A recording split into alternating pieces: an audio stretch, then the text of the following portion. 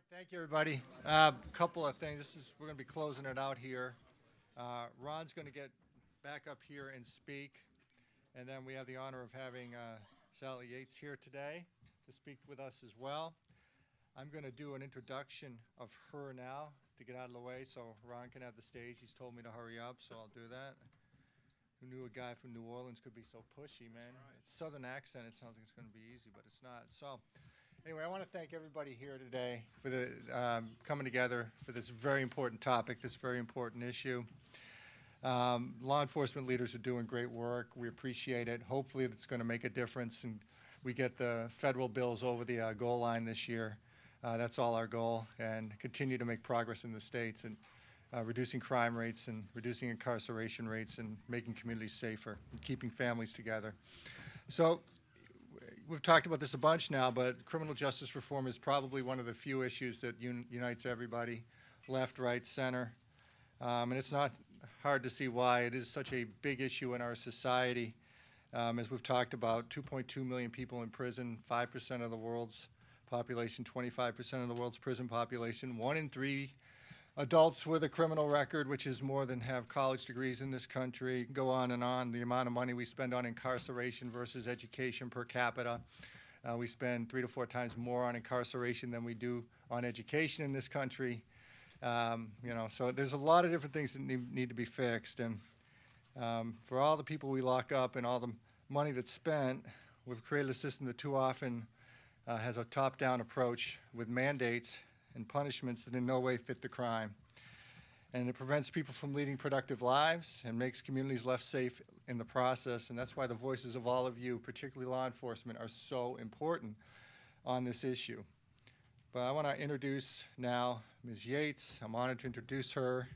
She spent her career, her life, fighting for justice and fair outcomes, while also realizing that we can keep down crime, reduce crime and violence without filling jails and prisons to the brim.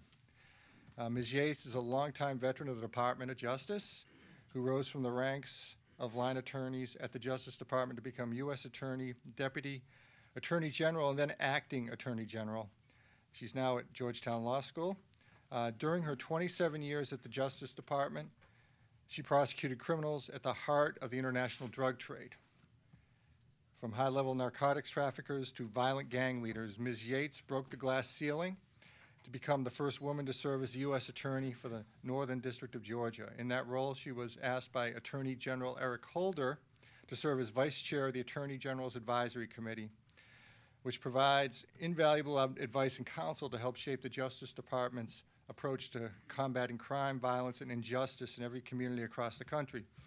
As Deputy Attorney General, she oversaw the Obama administration's Clemency Initiative and emerged as a national progressive champion for efforts to reduce mass incarceration. So we're really excited that she's here today, and she'll be speaking in a moment after we hear from Ron. So thank you very much. Thank you.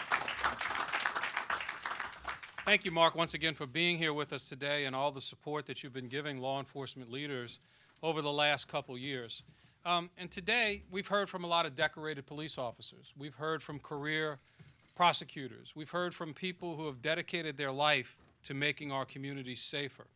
And we really want to thank again Mark, who's helped us lift our voices on this topic these last 2 years, and Koch Industries and their support.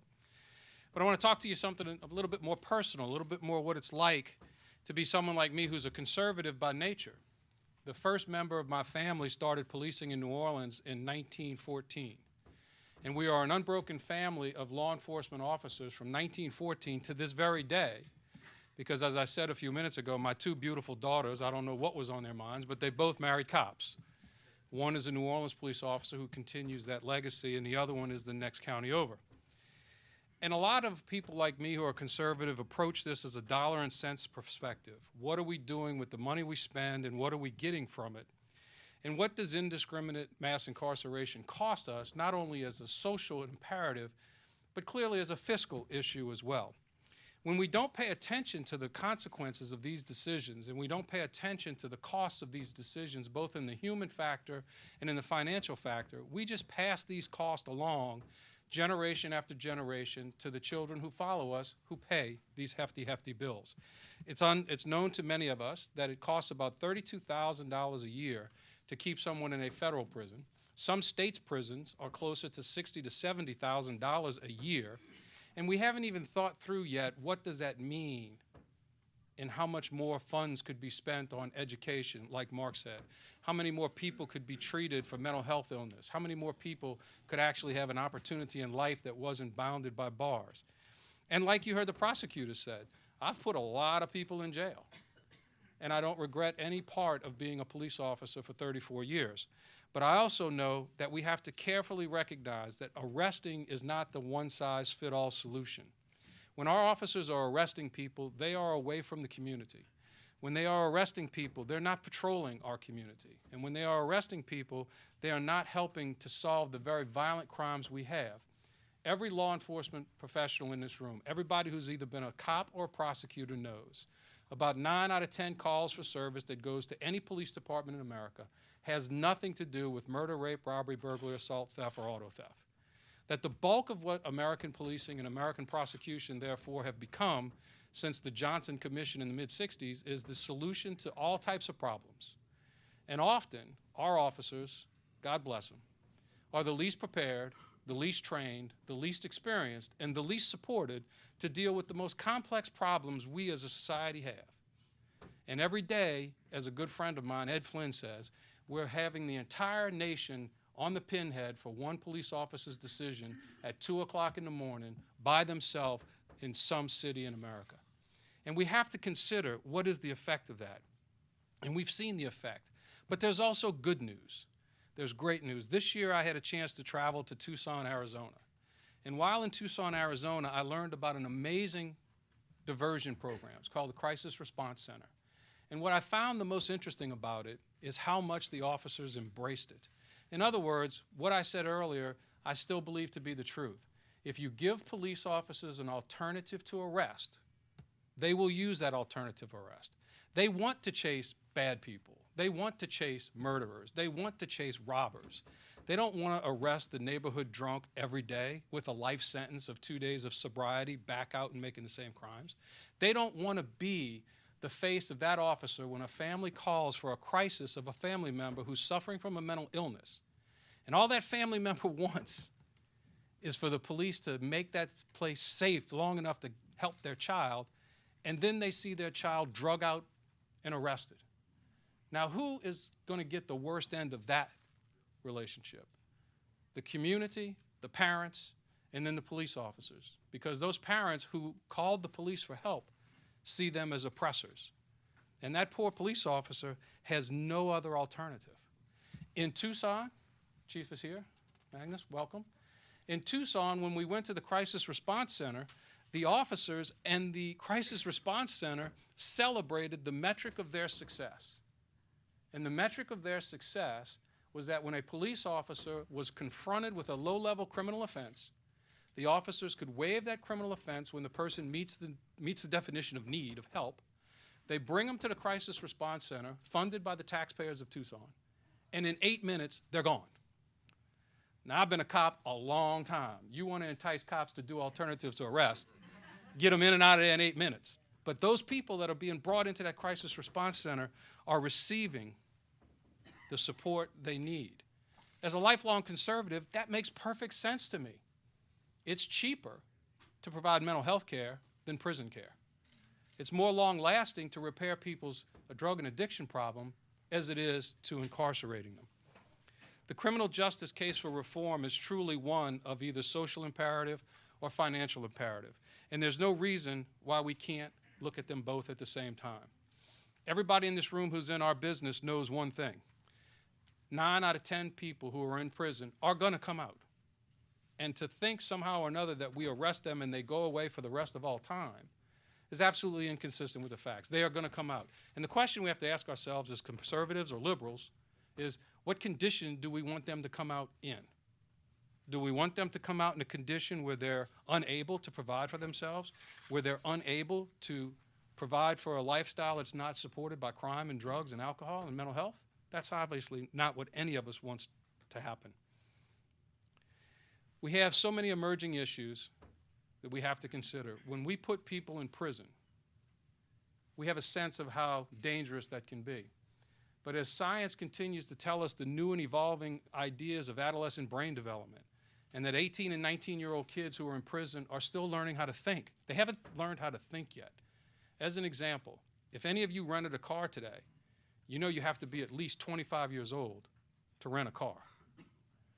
But we put people, because obviously they understand that people under 25 might not be making all the best choices yet. And yet we fill the jails and prisons with people under 25 years old in the formative stages of their life, and then are concerned and questioned that when they get out, they somehow or another are not succeeding in society. Two things that I think we all can agree with. Providing alternatives to arrest is a good idea, whether you're conservative or liberal, and providing job training and education to people when they're in prison is a good idea, whether you're conservative or liberal. We have to do better. We must do better. We have limited police time, we have limited prosecution time, and we have limited prison space. And the people we believe as law enforcement leaders, having dedicated our lives to fighting crime, is the people in prison ought to be the right people, and the people that we are afraid of, the people who do us harm, the people who have decided that they have to be segmented from society by their choices of harm and danger to people and communities. Everybody else, we ought to be able to find a way to close the gap between what their true needs are versus what the needs of a prison might be. It's my pleasure to introduce to you today, after Mark's kind words, Sally Yates.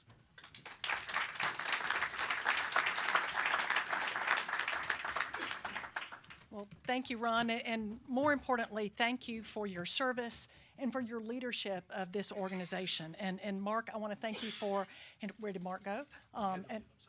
Well, thank you wherever you are, Mark, for that incredibly kind introduction. You know, I'm really delighted to be here, not just on the same stage today with these folks, but actually on the same sheet of music about criminal justice reform.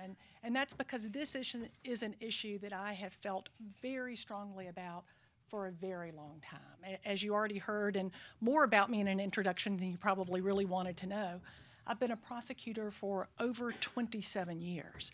And so while to me it's certainly persuasive that we all know that the imperative for criminal justice reform is something that's not just supported by Republicans or Democrats or conservatives or liberals, it's supported by law enforcement, by the folks that you see here in the room today who have dedicated their professional lives to making our community safer, who sometimes literally put their lives on the line for all of us to make our community safer. And they do that every single day. And they are raising their hand and saying, we need to stop and to rethink our approach here, and specifically when it comes to our levels of incarceration. Now, I know that you all have heard all the stats, and so I'm not going to go through all of that with you today, because you know that. But I believe that we're really, at this point, at a critical juncture in our country right now, and how we're going to approach criminal justice here going forward. Are we going to turn back the clock to really the failed policies of the 80s and 90s? Are we going to go back to a time where people believe that, like in a dragnet-like fashion, we ought to go out and sweep them all up and lock them up and throw away the key? Is that really what we're going to do with all we've learned and with all that we know now? I think what you've heard from these law enforcement professionals here today who are committed to the safety of our communities is that's not the right approach. That's not the way to build the safest communities. We have to decide whether, instead of this dragnet approach, we're going to have a smarter approach to enforcement, whether we're going to focus our resources on the relatively small number of people out there who are really responsible for most of the violent crime in our communities, whether we're going to focus on alternatives to incarceration when those alternatives will be more successful and will make us safer. The alternatives that you heard Ron talking about, whether it's drug treatment, when you have someone who is addicted, and whether treatment is ultimately going to be more effective than just a prison term, or mental health treatment. We've asked a lot of our cops for a very long time to be the ones to have to deal with people who are suffering from mental illness, because we have not, as a society, addressed that sufficiently ourselves. And in doing that, we are putting not only these individuals in harm's way every day, but we're putting law enforcement officers in harm's way as well. So it's time as a country, as a society, that we do more to address mental illness. So there are alternatives to just putting mentally ill people in prison. We need to think about how we're focusing our prosecutive resources and our investigative resources. You know, I don't need to tell any of the law enforcement folks here in the room that every dollar that we spend keeping someone in prison for longer than they need to be there for public safety purposes, and a prime example of that would be a lower level nonviolent drug offender. Every dollar we spend keeping that person in prison longer than they need to be there, it's a dollar that we don't have to address the really serious crime threats that are emerging in our country. It's a dollar that we don't have to be able to assist our state law enforcement partners, to help them with cops on the street. And importantly, it's a dollar that we don't have for prevention and reentry services, those other two components to an effective criminal justice strategy. You know, you heard just a minute ago about the importance of being able to ensure that we are giving people who are in our prisons the tools that they need to be able to be successful when they come out. That's not coddling criminals. That's doing the right thing both by that person, but also by our communities. Because when these individuals come out, they need to have the basic education, they need to have the skills that you have to be able to get a job, and they need the basic things that all of us enjoy that we never even think about. A home, transportation, an ability to earn a living and take care of our children, an ability to be able to address substance abuse issues. This is critical infrastructure for folks coming out of prisons. And if we're really serious, if we really mean it when we say we want to have safer communities, then we're going to do more than just build more prisons and try to ship more people off. We're going to recognize that we cannot jail our way into safer communities.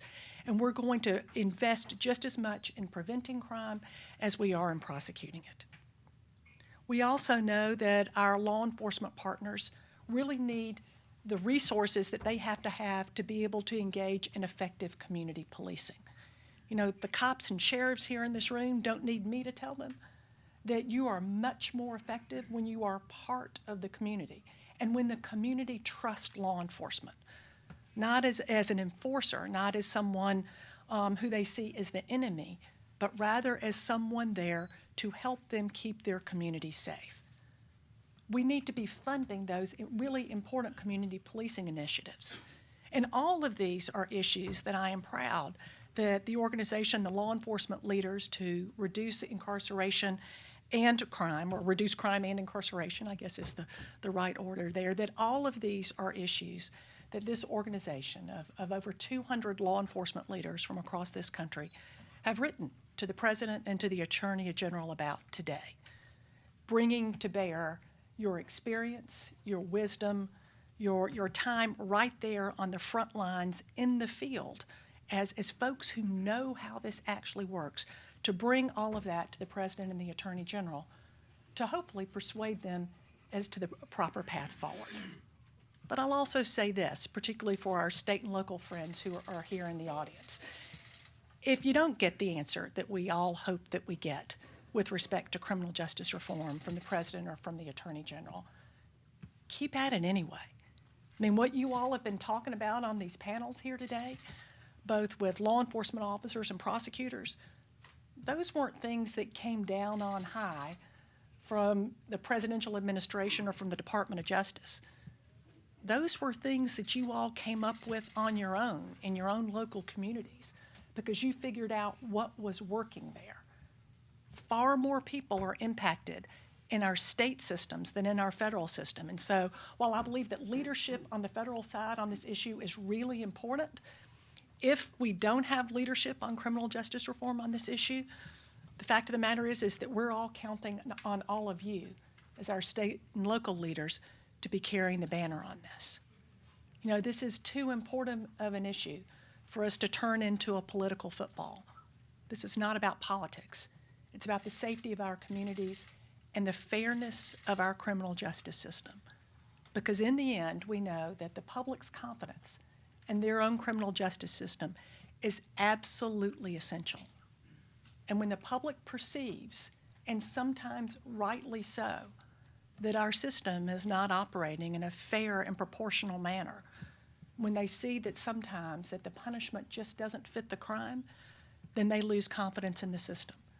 And in the end, that may be the greatest loss of all.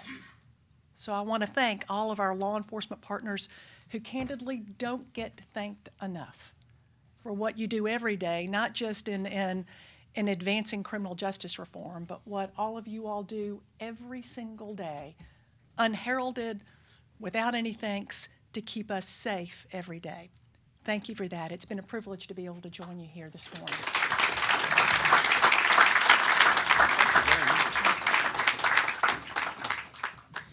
Well, we've reached the pretty much the end of our day, and there are so many people to express our gratitude to. First and foremost, the Brennan Center, Mark Holden with Koch Industries, and Michael and Nicole and Inimai and the entire staff at the Brennan Center who helped us put this thing together. We started with a simple message, and that simple message is we and the law enforcement leaders, more than 200 members across all 50 states, are appreciative of the support President Trump has for the hard work that men and women in law enforcement do every day. We are appreciative of the support that Attorney General Sessions has for the hard work that men and women in law enforcement do every day. But we also believe that the men and women who have worked in law enforcement, who have been at the street level, have a voice that should be heard. And we would like to participate in that debate. What is the future of American law enforcement in the next 4 or 8 years? We can agree to disagree on some things, but we all agree that safety starts in our communities and with our officers. And we don't want to miss the opportunity to benefit from what we've learned from over these last 15 to 20 years in law enforcement. Our panel of speakers was great. I want to thank each and every one of them personally for making the trip to be here with us, everyone from the law enforcement leaders group that's with us, the members of the press, and just call upon us all to keep our shoulder to the grindstone. This is worth doing. This is worth doing. We're going to now transition to a lunch in the Fourth Estate Room. I don't think that's a joke. I think that really is the name of it, the Fourth Estate Room. And we are going to invite the members of the media to come with us in case they want to do any interviews. And then after we have lunch, we're going to do a private meeting with our membership to talk a bit about today and the future. And I close with this. I did pretty good from someone from New Orleans that you can't understand a word I say, huh? There you go. Thank you very much.